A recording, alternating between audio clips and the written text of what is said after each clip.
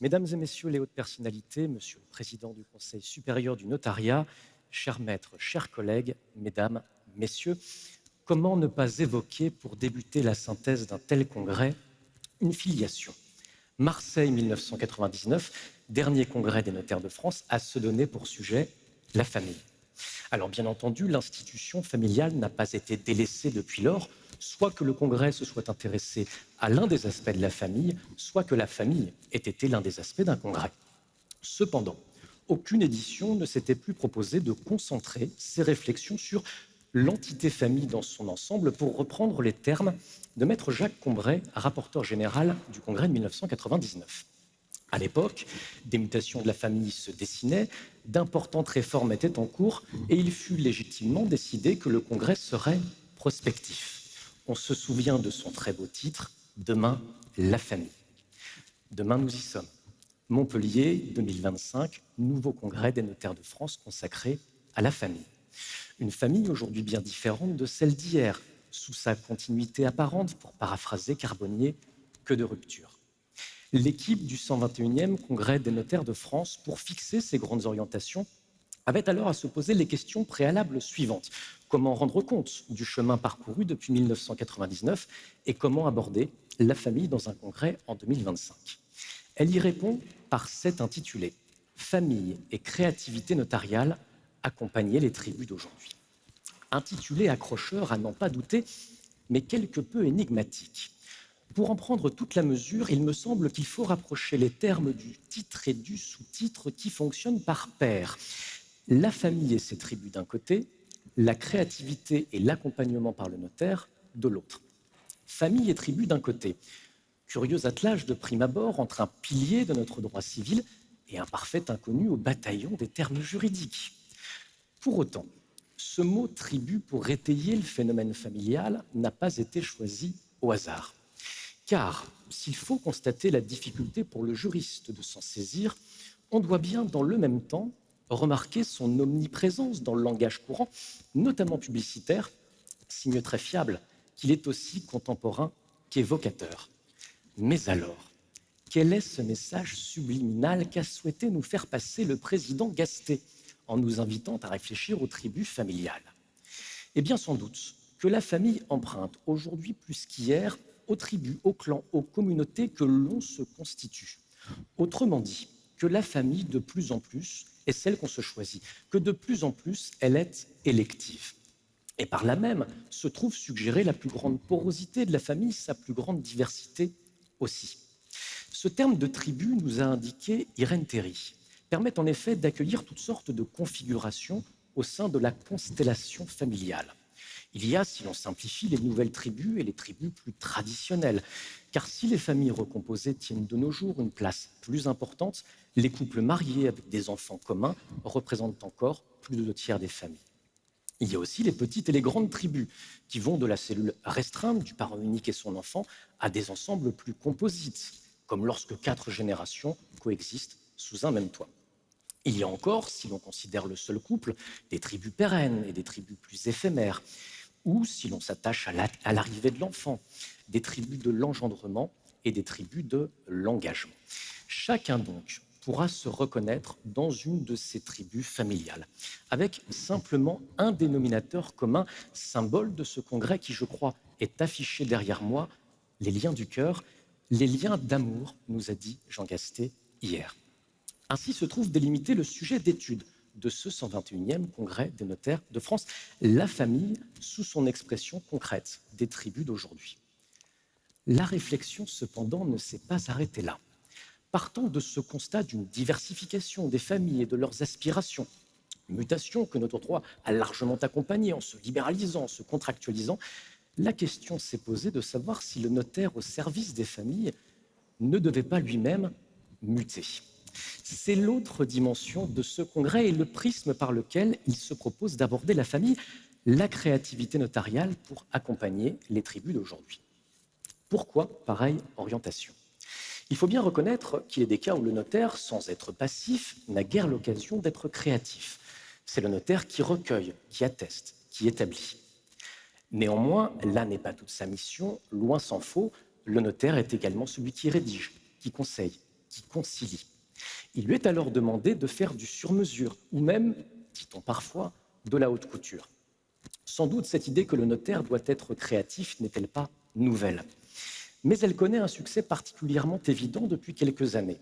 Le 118e congrès consacré à l'ingénierie a constitué un premier tournant et l'on voit fleurir, depuis lors, de nouveaux labels ou diplômes dont la vocation est de former à la stratégie patrimoniale et familiale. La littérature juridique n'est pas en reste, la créativité notariale se trouvant au centre de plusieurs articles ou même ouvrages ces tout derniers mois. Littérature où l'on associe désormais très volontiers à l'officier public et ministériel qu'est le notaire, tout un vocable dont certains termes auraient pu, en d'autres temps, apparaître sulfureux. Ingéniosité, habileté, audace. S'y ajoutent même quelques néologismes, c'est l'optimisation, voire quelques anglicismes, c'est le notaire family officer. Et au fond, qui pourrait s'en offusquer? Il s'agit, dans le cadre normatif existant, de rechercher l'outil le plus approprié ou la solution la plus adaptée. Pour tout dire, en observant les évolutions du devoir de conseil du notaire, on en arrive même à se demander s'il ne conviendrait pas d'inverser tout à fait le paradigme. Non seulement le notaire peut être créatif, mais tout laisse à penser que, au moins dans une certaine mesure, il le doit. Quoi qu'il en soit, la récurrence de la thématique est sans doute révélatrice de ce que la créativité constitue un enjeu pour la profession qui passerait, et l'on retrouve ces formules sous la plume de notaire comme d'universitaire, d'un notariat de l'uniforme à un notariat d'accompagnement, où l'on voit que ce 121e congrès des notaires de France, qui se propose d'accompagner les tribus familiales par la créativité notariale, porte bien autant sur les mutations du notariat que sur celles de la famille. Reste peut-être une dernière énigme dans l'intitulé de cette édition. Qu'est-ce que la créativité notariale? L'équipe aurait pu se contenter en effet d'évoquer la créativité juridique. Elle n'en a rien fait et c'est bien la preuve qu'à ses yeux, il existe une créativité proprement notariale. Alors bien entendu, il ne s'agit pas pour elle de laisser entendre que le notaire créerait plus ou mieux que d'autres praticiens. Ce n'est pas le droit notarial, mais le droit en général, nous dit Giraudoux, qui est une école de l'imagination. Pourtant, quitte à vous faire rougir, il faut bien dire que le notariat a apporté de nombreuses pierres à l'édifice, que l'on songe à l'acte de notoriété ou à la clause commerciale, en passant par la clause alsacienne et les partages d'ascendants, pour n'évoquer ici que quelques exemples parmi les plus saillants. Non, il s'agit plutôt de considérer que la créativité du notaire a quelque chose de spécifique. Mais alors, quelle spécificité? Question difficile en vérité, car les notaires, à l'instar des familles, sont très divers et développent chacun leur pratique. À cet égard, m'est revenu en tête, en écoutant le rapporteur général de notre congrès hier, un article signé du rapporteur général du congrès de 1999. Car si Stéphane David, afin de dépeindre le pluralisme des tribus, évoquait le jeu des 7 familles, Jacques Combray, pour dresser les profils types des notaires, s'était quant à lui référé aux 7 nains de Blanche-Neige. Alors je vous rassure, il excluait complètement Simplet, mais de mémoire pas tout à fait grincheux. Cela étant dit, on peut trouver à toute créativité notariale quelques points communs qui se rejoignent dans l'idée qu'il s'agit d'une créativité exigeante. La créativité doit avant tout se conjuguer avec la garantie de sécurité que constitue la validité et l'efficacité des actes passés. Allant plus loin, la créativité notariale doit être une créativité mesurée, en ce que le notaire proposera des solutions équilibrées, respectueuses des différents intérêts en présence, de la mesure et du sur-mesure. Tel serait le credo. Et cette créativité est sans doute plus exigeante encore lorsque le notaire est au service des familles. Sa créativité s'inscrit alors dans un contexte. Le notaire, confident des familles et garant de la paix des familles, devra s'adapter à chaque situation particulière. Sa créativité s'inscrit aussi dans le temps. Le notaire devra faire preuve d'anticipation en amont et il devra s'assurer d'un suivi en aval. Surtout, la créativité du notaire sera d'autant plus exigeante qu'elle engage des destins familiaux dans ses dimensions autant patrimoniales qu'extra-patrimoniales. À tout cela s'ajoute, et ce n'est pas la moindre des difficultés, que la créativité notariale se doit d'être transversale. Le notaire puisera en effet pour répondre aux besoins spécifiques de chaque famille dans tout l'éventail des instruments à sa disposition, Qu'il s'agisse d'institutions typiquement familiales, mariage, pax, testament, donation, partage, ou d'outils extérieurs, sûreté, société, démembrement de propriété. Dit autrement, le droit notarial mis au service de la famille ne saurait se résumer au droit de la famille. Sécurité, mesure, polyvalence, voici donc quelques mots-clés de la créativité notariale que le 121e Congrès des notaires de France met à disposition des tribus familiales. Ce qui nous amène au cœur de ce congrès et par suite aux propositions de textes qui vous ont été soumises et dont la quasi-totalité a été adoptée. Car ces trois exigences, sécurité, mesure, polyvalence, les différentes commissions se les sont appliquées tout au long de leurs travaux, y compris lorsqu'elles ont emprunté les habits du législateur pour formuler leurs vœux afin d'améliorer les conditions de la créativité notariale au service des familles. La recherche de solutions sécurisées et mesurées, nous le verrons, a inspiré chacun de ces vœux.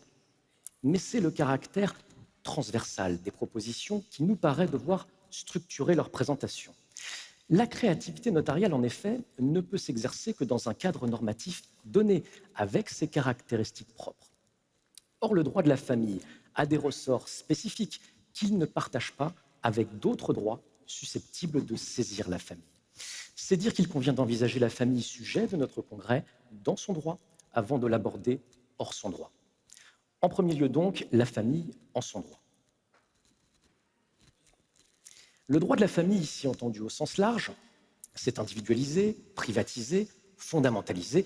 Il s'est aussi, chacun s'accorde à le dire, très largement libéralisé. Mais de ce constat, on ne retient bien souvent que la liberté gagnée, en oubliant l'interdit persistant. Tel n'a pas été le cas de l'équipe de ce 121e congrès, dont les membres n'ont cessé d'interroger la place respective de l'autonomie de la volonté et des règles impératives pour dégager ou non de nouveaux espaces de créativité notariale.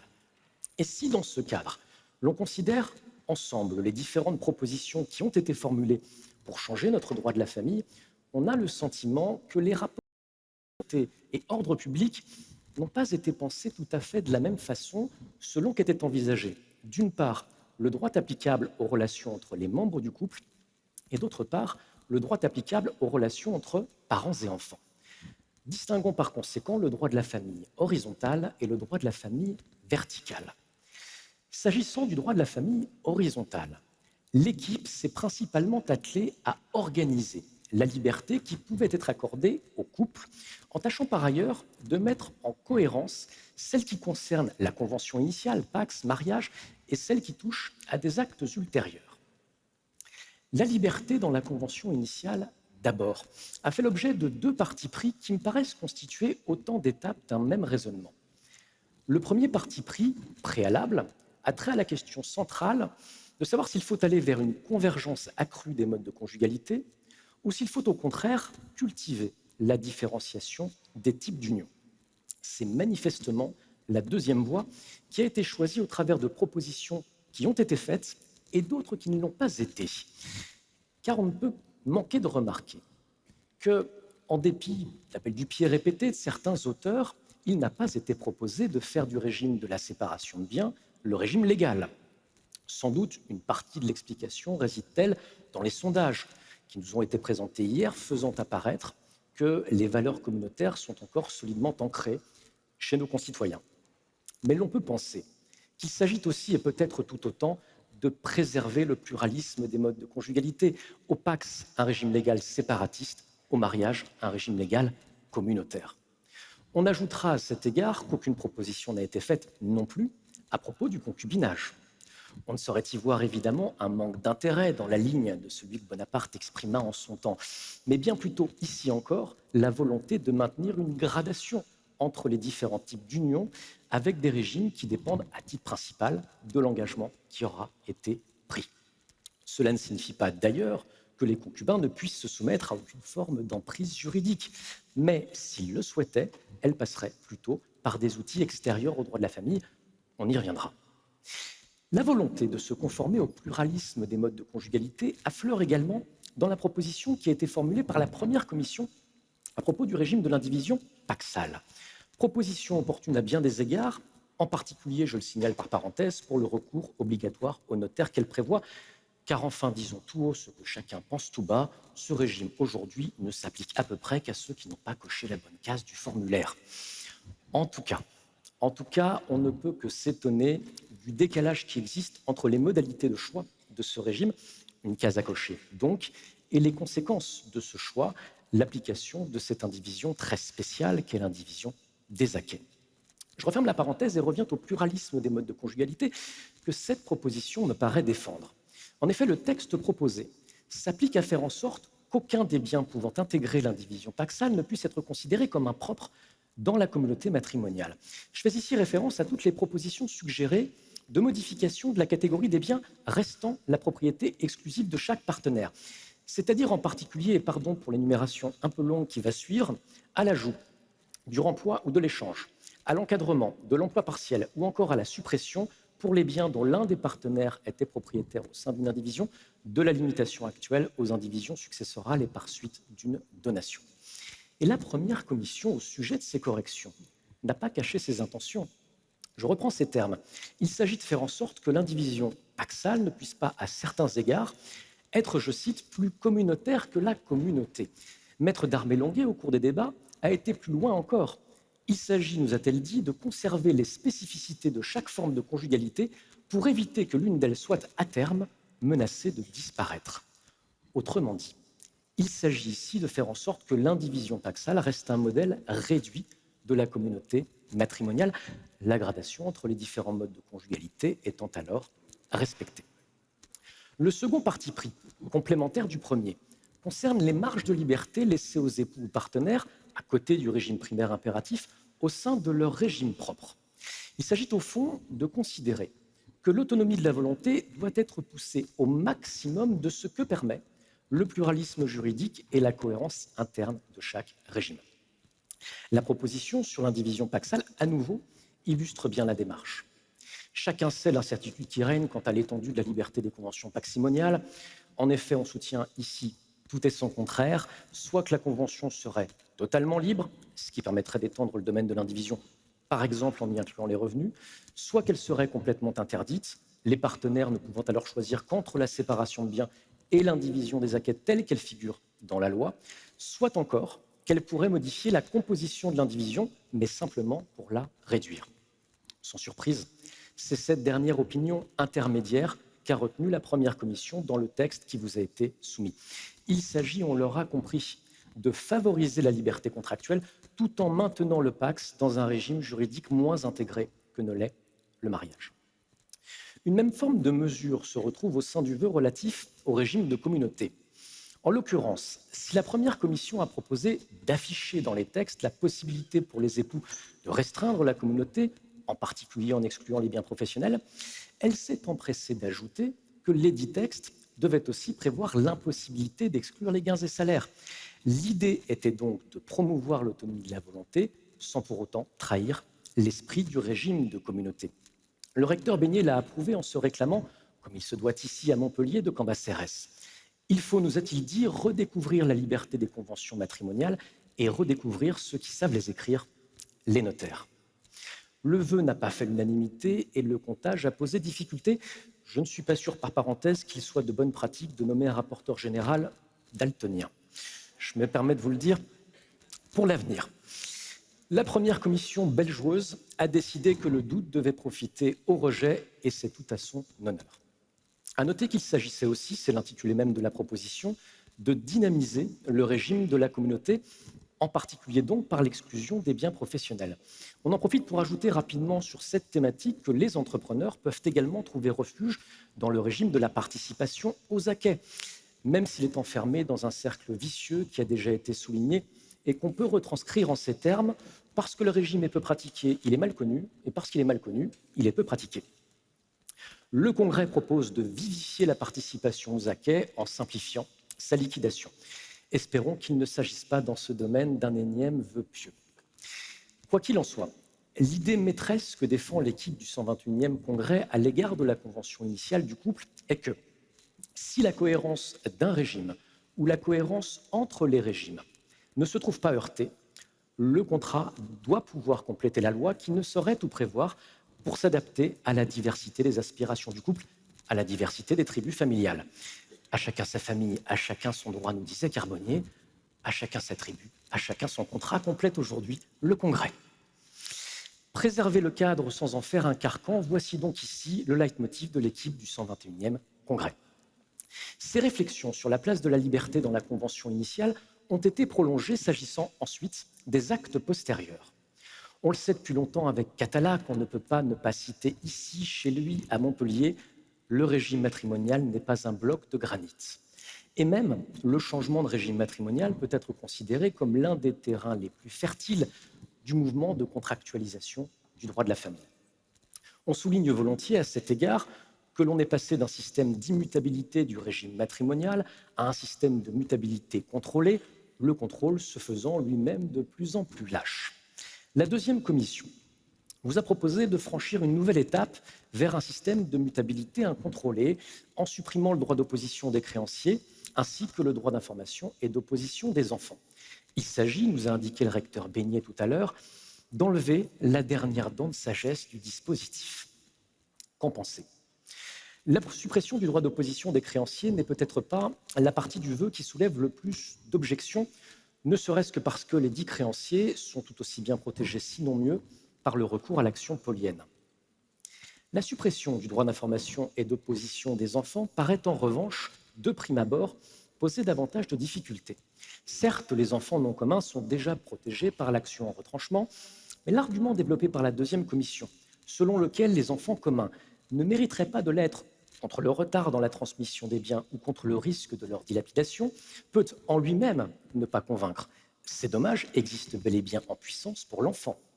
Il faut d'ailleurs en ajouter un autre, de nature fiscale, une succession unique ayant à cet égard un coût plus important que deux successions.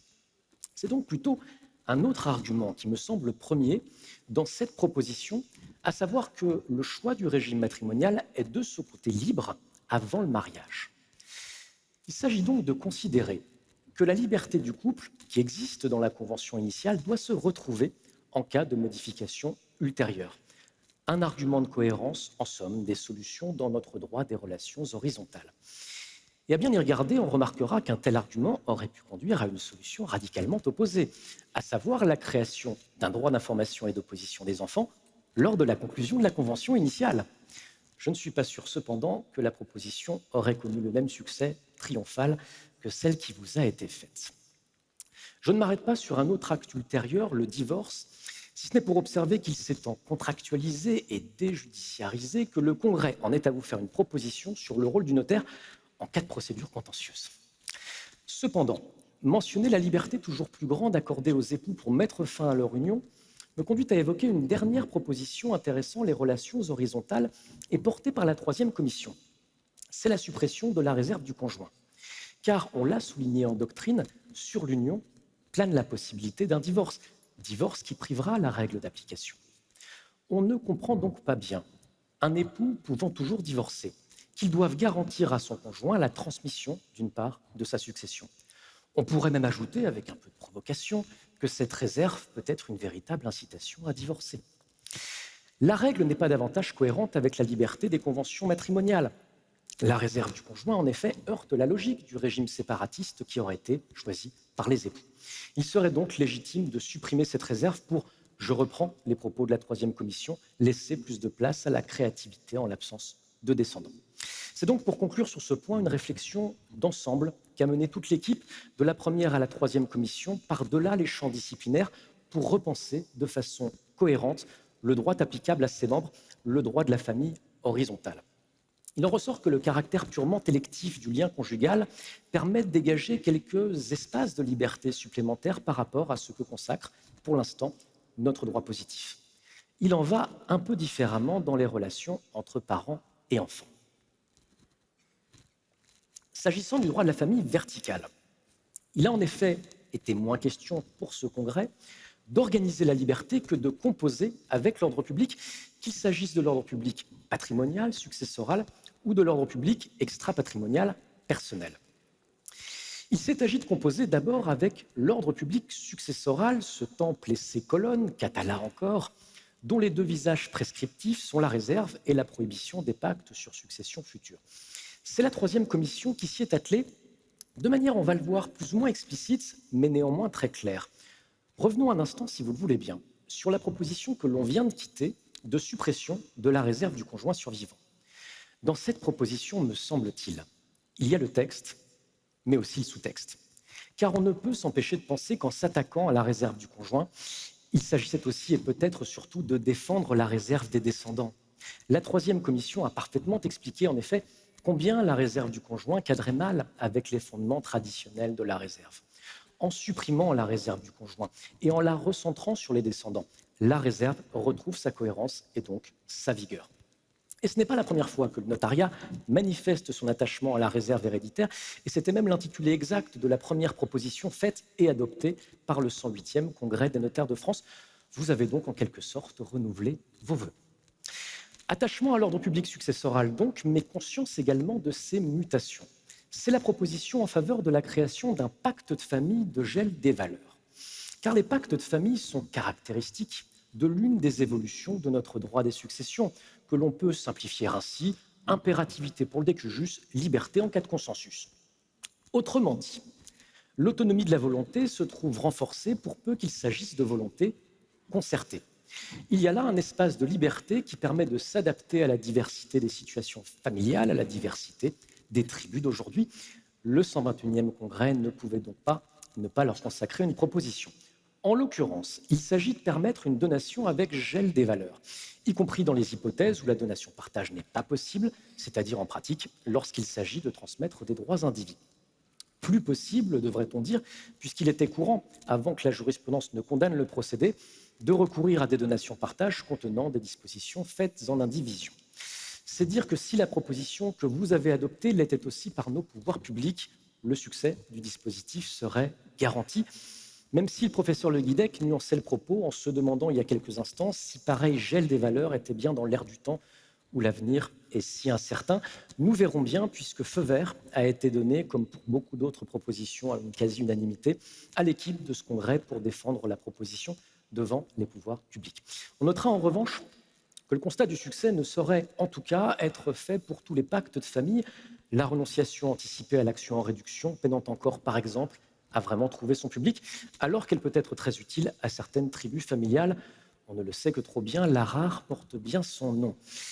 L'idée développée par certains de permettre d'y insérer une contrepartie afin que l'anticipation successorale ne soit pas seulement concertée mais réellement négociée est une piste intéressante pour une prochaine édition, peut-être. Le Congrès s'est également attaché à concilier les volontés individuelles et l'ordre public personnel, l'intérêt de l'enfant étant au centre de certaines des propositions. Je m'arrête sur la plus spectaculaire d'entre elles, c'est le vœu en faveur d'une déclaration de beau-parentalité. Spectaculaire, la proposition l'est autant en la forme que sur le fond. En la forme, bien entendu, puisque nous avons eu la surprise de voir monter ensemble sur scène pas moins de 5 membres de l'équipe pour défendre cette proposition commune à toutes les commissions. Ce fut, à n'en pas douter, l'un des moments marquants de cette édition. On notera également, toujours sur la forme, que cette proposition n'a pas été agrémentée d'un ou de plusieurs textes. C'est ce qu'on appelle un vœu de tendance. Et cette tendance, elle est particulièrement claire car vous avez en réalité adopté cette proposition 2 fois. Une fois par un vote très majoritaire hier après-midi, l'autre fois par des acclamations, m'a-t-on dit, en écoutant Vianney chanter Tous les beaux papas lors de son concert hier soir. Et pourtant, j'en arrive au fond, les difficultés et les choses-trappes autour d'une telle proposition inédite et emblématique étaient multiples.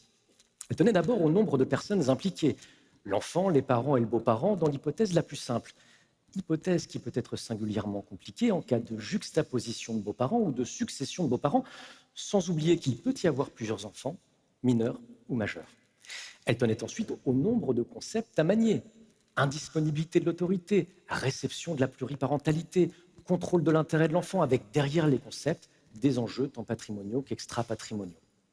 Et l'équipe du 121e Congrès a d'autant moins choisi la facilité qu'une proposition visant à la reconnaissance législative de la beau-parentalité fera toujours des mécontents. Il y a ceux qui estimeront, quelle que soit la proposition, que c'est toujours trop, et ceux qui trouveront que cette proposition n'est pas assez. Du côté du toujours trop, les arguments sont connus. Inopportunité de consacrer la recomposition familiale de façon autonome, risque de brouiller les ordres de la parenté et de la conjugalité, danger d'un effacement, du beau-parent non recomposant, problème de conflit de loyauté, etc. Du côté du ce n'est pas assez, on pourra toujours reprocher à cette déclaration de beau-parentalité de ne pas embrasser assez large. D'abord dans son domaine, ne faut-il pas y inclure, par exemple, le concubinage qui a duré, ce mariage par les œuvres, nous disait Carbonnier. Ensuite, dans ses effets, ne convient-il pas d'aller plus loin dans les droits conférés aux beaux-parents, notamment en cas de rupture du couple, voire en cas de décès du parent recomposant, mais aussi dans les obligations auxquelles il est tenu. On pense ici notamment à la question de la responsabilité civile parentale. Consciente de la ligne de crête sur laquelle elle se trouvait, l'équipe a fait le choix d'une proposition, là encore, mesurée. On observera d'ailleurs que dans certains cas, la déclaration de beau-parentalité ne fera que prolonger pour le beau-parent des éléments de régime préexistants.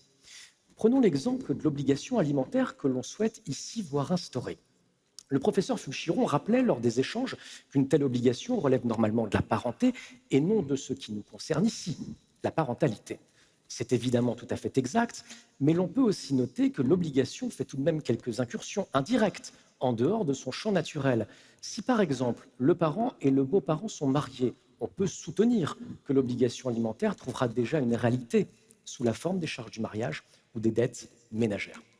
J'ajoute que l'obligation ici proposée est simplement subsidiaire, de sorte qu'elle ne saurait désengager les parents. On observera surtout que cette déclaration de beau-parentalité ne constitue pas un véritable statut du beau-parent, comme on a pu en proposer par ailleurs. On se trouve ici très loin d'une parentalité à la carte. En réalité, lorsque la proposition sera défendue par le notariat auprès des pouvoirs publics, le nerf de la discussion se trouvera sans doute, comme souvent, dans ce droit non civil de la famille que peut être le droit fiscal, et donc dans le régime de faveur que l'équipe du 121e Congrès souhaite voir instauré. L'occasion peut-être de travailler main dans la main avec l'équipe du 122e, à qui un clin d'œil est ici adressé. Reste, et ce n'est pas rien, que ce 121e Congrès des notaires de France décide aujourd'hui de mettre dans la pleine lumière de notre droit de la famille un beau-parent jusque-là resté dans le clair-obscur. Un congrès qui, sans nier les difficultés, met l'accent sur les bons côtés, celui d'un lien qui ajoute, sans retirer, d'une famille recomposée plutôt qu'éclatée. Il met enfin l'accent sur le bel enfant qui pourra lui aussi reconnaître ce lien affectif. En d'autres termes, avec le 121e Congrès, mais il faudrait le dire en chantant, on choisit ses beaux-parents, on choisit sa famille. À Montpellier, on écoute autant le Forestier que Vianney.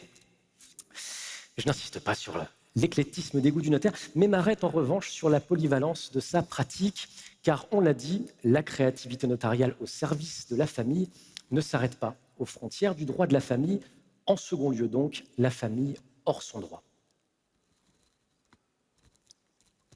Le notaire, au gré de sa créativité, pourra faire de l'ascendant du partenaire de l'héritier un associé, un vendeur ou un emprunteur.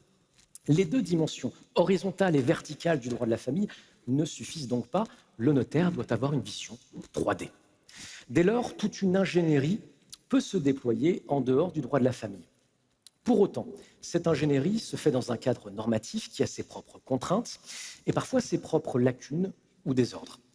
Pour y faire face, l'équipe de ce congrès a travaillé au service de la famille, mais en dehors du droit de la famille, à l'enrichissement des droits d'une part et sur le croisement des droits d'autre part. Quant à l'enrichissement des droits d'une part, l'équipe du 121e Congrès a concentré ses réflexions sur les sûretés et les sociétés. L'enrichissement du droit des sûretés, d'abord, a fait l'objet d'une proposition que la deuxième commission vous a présentée de façon particulièrement didactique. Elle a identifié un besoin, celui d'une hypothèque légale qui garantisse à la fois une vente et un partage, et une solution qui n'est pas une nouvelle sûreté, mais bien une hypothèque légale du prêteur de deniers revisitée. Il n'y a pas grand-chose à ajouter, si ce n'est peut-être que cette proposition s'inscrit dans une longue tradition de dialogue entre famille et sûreté. Certes, on est sans doute plus habitué à l'idée que ce sont les sûretés qui enrichissent le droit de la famille. Il n'est qu'à songer à l'article 1415 du Code civil qui prévoit que chaque époux n'engage que ses biens propres et revenus par le cautionnement, ou à l'article 1422 qui énonce que les époux ne peuvent l'un sans l'autre affecter des biens communs en garantie de la dette d'un tiers. Pourtant, il est aussi des cas où c'est la famille qui enrichit le droit des sûretés. Je me limite à un exemple, mais puisé dans l'histoire de votre profession. Car ce sont les notaires, au XIXe siècle, qui ont inventé la pratique de la cession d'antériorité pour permettre aux familles d'accéder au crédit. À cette époque, en effet, La femme mariée ne disposait d'aucun pouvoir de gestion sur les biens du ménage, raison pour laquelle la loi la dotait d'une hypothèque légale, occulte et rétroactive. Avec cet effet pervers que les banques répugnaient à accorder des prêts au couple, le rang de leur propre hypothèque pouvant se trouver primé par l'hypothèque de la femme mariée. C'est ici qu'intervint la créativité notariale, déjà, puisque vos prédécesseurs, pour parer à la frilosité des banques, ont fait intervenir l'épouse au contrat de prêt afin qu'elle renonce à l'antériorité de son hypothèque, pratique que la loi a finalement entérinée. Où l'on voit que c'est dans le giron de la famille qu'est née la cession d'antériorité, même si la notion vole aujourd'hui de ses propres ailes et plutôt sous les cieux du droit immobilier. La famille enrichit donc parfois le droit des sûretés, de quoi peut-être nous rendre optimistes quant à l'adoption de ce vœu très utile par nos pouvoirs publics. J'en arrive à l'enrichissement du droit des sociétés et au vœu d'y consacrer la figure du dirigeant successif. 3 observations à cet égard. Sur le principe de la proposition d'abord, sur son contenu ensuite, sur sa mise en œuvre enfin. Quant au principe, il me semble que la dirigeance successive constitue à l'heure actuelle un piège pour le praticien. Car les arguments en faveur de la validité de principe du mécanisme paraissent si solides qu'on en oublierait presque que le droit positif est incertain. Autrement dit, il faut bien prendre garde sur cette question à distinguer désir et réalité. Et la réalité de notre droit positif, quoi qu'on en pense, a été très bien dépeinte par la 3e commission. C'est un arrêt d'appel qui a condamné le mécanisme, certes sur le seul fondement de l'abus de majorité, mais en des termes particulièrement généraux. À cela s'ajoute la position des greffes, qui n'est pas beaucoup plus lisible, certains greffiers allant jusqu'à refuser d'immatriculer des sociétés civiles dont les statuts prévoient la nomination de gérants successifs. Pour toutes ces raisons, il était bienvenu de faire une proposition pour sécuriser le dispositif. Quant au contenu de la proposition maintenant, ce qui frappe à sa lecture est le choix de prévoir que la nomination du dirigeant successif se fera à l'unanimité lorsqu'elle ne résulte pas des statuts. D'aucuns considéreront peut-être que c'est ici prévoir une condition bien exigeante. Cependant, il faut aussi avoir en tête que le recours à l'unanimité chassera l'abus de majorité. Ce choix doit donc être lu comme un compromis en faveur, là encore, d'une plus grande sécurité juridique. Ce qui me conduit à une dernière observation quant à la mise en œuvre de la proposition, si un jour elle devenait loi. En dépit de toutes les précautions que l'on prendra dans la rédaction du texte pour rendre plus sûr la nomination du dirigeant successif, il faudra continuer à faire preuve de mesure lorsqu'il s'agira ensuite d'y recourir en pratique.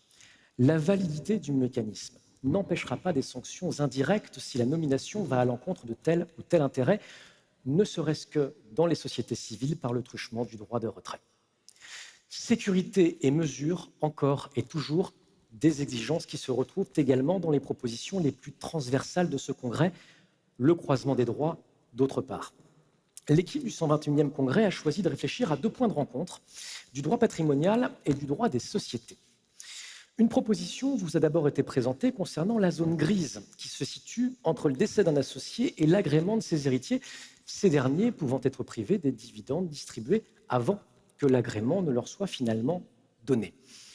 Zone grise ou plutôt zone de non-droit, a écouté la 3e commission il y a quelques instants. Non-droit des sociétés d'abord, parce que l'agrément n'a pour fonction que de contrôler l'entrée dans la société. Non-droit des successions ensuite, parce que les héritiers sont censés continuer la personne décédée. La proposition, qui consiste à conférer aux héritiers un droit aux dividendes distribués, qu'ils soient ou non agréés, paraît judicieuse et correspond au fond à l'idée intéressante que les dividendes relèvent davantage de la propriété des droits sociaux que de la qualité d'associé. Ce vœu est en outre accompagné d'un indispensable sous-vœu visant à modifier la règle selon laquelle la valeur des droits sociaux dont les héritiers non agréés sont indemnisés est arrêtée à la date du décès. Il s'agit d'éviter que les héritiers aient en quelque sorte le beurre et l'argent du beurre, s'ils n'étaient finalement pas agréés. Un droit aux bénéfices distribués et un remboursement de la valeur des droits sociaux, incluant le montant de cette distribution. La proposition est donc équilibrée. Pour tout dire, elle apporte aussi un petit peu de sécurité dans un domaine où la doctrine est en réalité partagée en l'absence de jurisprudence claire. Une autre proposition vous a été faite sur l'un des instruments les plus incontournables de la créativité notariale au service des familles, le démembrement de droits sociaux. Un instrument auquel tout type de tribu peut avoir recours, qu'il s'agisse des parents pour transmettre à leurs enfants ou pour des compagnons qui souhaitent protéger le survivant. C'est en l'occurrence un régime complet qui vous a été présenté par la 2e commission.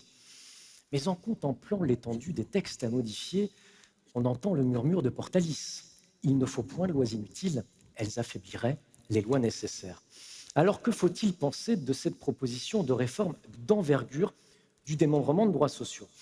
Pour vous répondre, permettez-moi d'ouvrir cette synthèse au-delà de ce que l'on dit pendant les commissions pour vous restituer ce qu'on dit avant ou après.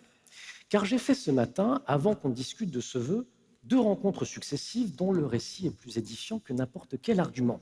Un collègue d'abord m'arrêta pour me dire « J'espère que vous n'allez pas faire de l'associé de l'usufruitier un associé ». Un de vos confrères, quelques minutes plus tard, m'interrogea « Mais comment peut-on soutenir que seul le propriétaire aurait la qualité d'associé ?» Voici, me semble-t-il, le parfait résumé de l'impasse dans laquelle nous nous trouvons entre des auteurs particulièrement divisés et des arrêts dont on peine à saisir l'exacte portée. Il faut donc peut-être se résoudre à traiter le problème non par la notion, mais par le régime. Révolu les sempiternels débats sur la notion d'associé, préférence est ici donnée à des solutions claires sur les droits et devoirs du nu propriétaire et de l'usufruitier de droits sociaux. Force est d'ailleurs de constater que ce qui suscite sans doute le moins de discussion est actuellement le droit de participer et de voter de l'un et de l'autre, droit qui se trouve justement appréhendé par un texte, l'article 1844 du Code civil. Quant au régime proposé, il s'agit, sans ébranler les pratiques les mieux admises, d'appliquer aux biens particuliers que sont les parts sociales ou les actions, la logique du démembrement de propriété telle qu'on la retrouve dans notre droit des biens, avec la marge de subjectivité que, par définition, cela implique. Ce qui me conduit à une ultime remarque sur cette proposition et la précédente, car elles me paraissent participer d'une réflexion commune sur le croisement des droits patrimoniaux et des sociétés en faveur de l'idée que la notion d'associé occupe peut-être un espace trop important que devraient prendre les concepts du droit des biens, la propriété et son démembrement. Il s'agit d'une des lignes de force parmi bien d'autres, on l'a vu, des propositions qui vous ont été faites durant ce 121e congrès. Mais un congrès, chacun le sait, ne se limite pas à des propositions.